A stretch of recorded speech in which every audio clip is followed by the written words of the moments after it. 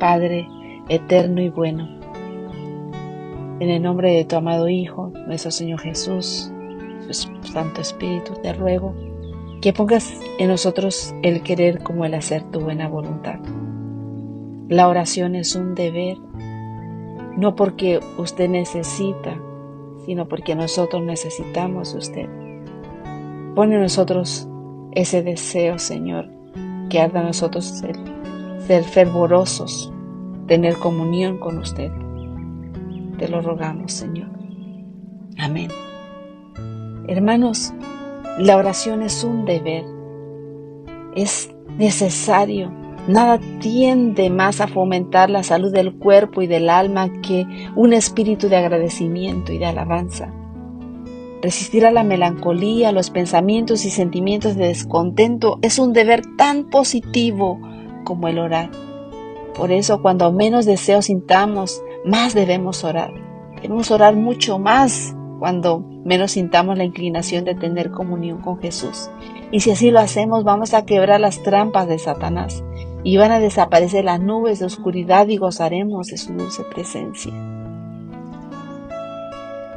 Si el Salvador de los hombres, el Hijo de Dios, sintió la necesidad de orar, cuando más nosotros, débiles, mortales, manchados por el pecado, no debemos sentir la necesidad de orar con fervor y constancia. Nuestro Padre Celestial está esperando para derramar sobre nosotros la plenitud de sus bendiciones. Es privilegio nuestro beber abundantemente de la fuente de su amor infinito. Por eso es necesario, hermanos, que oremos, porque las tinieblas del mal cercan a aquellos que descuidan la oración. Las tentaciones secretas del enemigo nos instan al pecado, y todo porque no se valen del privilegio que Dios nos ha concedido de la bendita oración. Oh, hermanos, debemos vigilar, debemos orar. La primera disminución de vuestra luz, a la primera negligencia de la oración, el primer síntoma de sueño espiritual. Tenemos que estar atentos. Es preciso que velemos para que el ajetreo de la vida no ocasione el descuido de la oración cuando más necesitamos de su fuerza.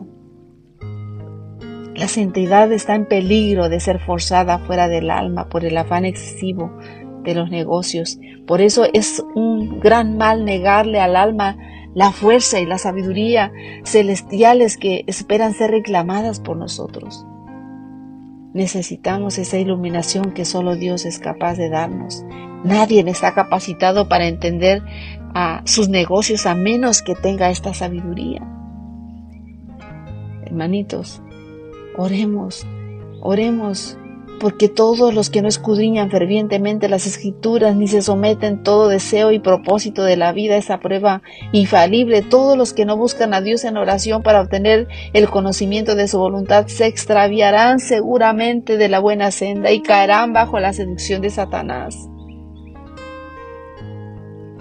La fortaleza adquirida al orar a Dios, unida al esfuerzo individual y a la preparación de la mente para que sea considerada y cuidadosa, preparada a la persona para los deberes diarios, conserva el espíritu en paz bajo toda circunstancia, por penosa que sea. Las tentaciones a que estamos expuestos diariamente hacen de la oración una necesidad, a fin de que podamos ser guardados por el poder de Dios por medio de la fe. Por eso debemos vivir una vida de pensamiento y acción, de oración silenciosa y ferviente trabajo. Dios requiere de nosotros que seamos cartas vivientes, conocidas y leídas por todos los hombres. El alma que se vuelve a Dios en procura de fortaleza, apoyo y poder mediante diaria y ferviente oración tendrá nobles aspiraciones, percepciones claras de la verdad y del deber, elevados propósitos en cuanto a la acción y una constante hambre y sed de justicia. Hermanos, ahora debemos orar más que antes, más que nunca para progresar en la vida espiritual. Tenemos que pasar mucho tiempo en oración, y cuando el mensaje de la verdad se proclamó por primera vez, ¿cuánto se oraba? Dice la pluma inspirada en Testimonios para la Iglesia. Dice que A menudo se oraba. ¿Cuánto se oraba? ¿Cuán a menudo se oían las cámaras, en el establo, en el huerto, en las arboleadas? La voz intercesora. A menudo pasábamos horas enteras en oración. Dice, 2 o 3 juntos reclamábamos las promesas y con frecuencia se escuchaba el sonido del llanto y luego la voz de agradecimiento, el canto de alabanza. Y hoy, hermanos, estamos más cerca del Señor que cuando primero creímos y deberíamos ser más dedicados, más celosos, más fervientes que en aquellos primeros días. Los peligros que encontramos son mayores que entonces. Las almas están más endurecidas que entonces. Ahora necesitamos ser imbuidos por el Espíritu de Cristo. Y no deberíamos descansar, hermanos, hasta no recibirlo. Busquemos al Señor con todo el corazón. Nuestras oraciones deben estar llenas de ternura y amor, y cuanto anhelemos sentir de una manera más profunda y más amplia el amor del Salvador, clamemos a Dios por más sabiduría. Si alguna vez hubo necesidad de oración y sermones que conmuevan el alma, es ahora. El fin de todas las cosas está cercano. Ojalá pudiésemos ver cómo deberíamos las necesidades de buscar al Señor, hermanos. Nos encontramos en este momento, en los últimos tiempos de esta historia, y quiera Dios enseñar a su pueblo a orar. Orar no es un tiempo perdido. Tomemos tiempo para comenzar todas nuestras labores con oración cada mañana. No debemos pensar que es una pérdida de tiempo. Son momentos que vivirán durante las edades eternas, y de este modo se tendría éxito y se obtendrían victorias espirituales. La maquinaria de nuestro cuerpo respondería al toque de la mano del Maestro. Verdaderamente vale la pena solicitar la bendición de Dios, y el trabajo no puede ser bien hecho a menos de que se comience bien. Por eso debemos velar, obrar y orar como si este fuese el último día que se nos concede.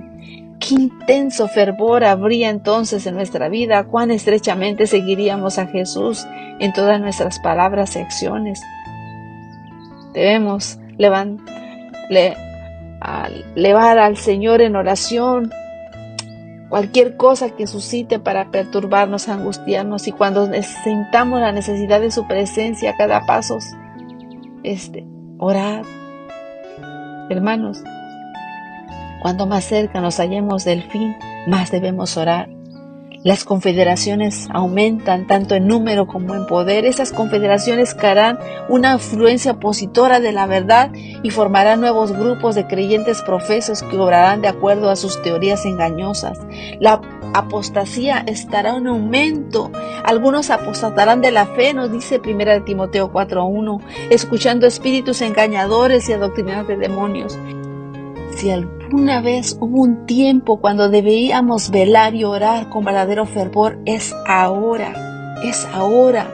Puede haber cosas presumibles que parezcan como buenas y sin embargo necesitan ser cuidadosamente consideradas con mucha oración. Es ahora, hermanos. La victoria se alcanza solamente mediante la sincera oración diaria, orando diariamente a Dios. Recibirá de Él sabiduría y gracia para soportar el conflicto y las severas realidades de la vida y salir victorioso. Solo se puede conservar la fidelidad y la serenidad de la mente mediante la vigilancia y la oración. No se gana la victoria sin mucha oración ferviente, sin humillar el yo a cada paso. Nuestra voluntad no ha de verse forzada a cooperar con los agentes divinos, debe someterse de buen agrado. Debemos separar tiempo para orar. Deberíamos aprender ahora a conocer a Dios, poniendo a prueba sus promesas. Los ángeles toman nota de cara a oración ferviente. Sería mejor sacrificar nuestros propios gustos antes que descuidar la comunión con Dios. La mayor pobreza y la más absorta abnegación con la aprobación divina valen más que las riquezas, los honores, las comodidades y las amistades. Debemos darnos tiempo para orar. Tenemos que pasar mucho tiempo en oración.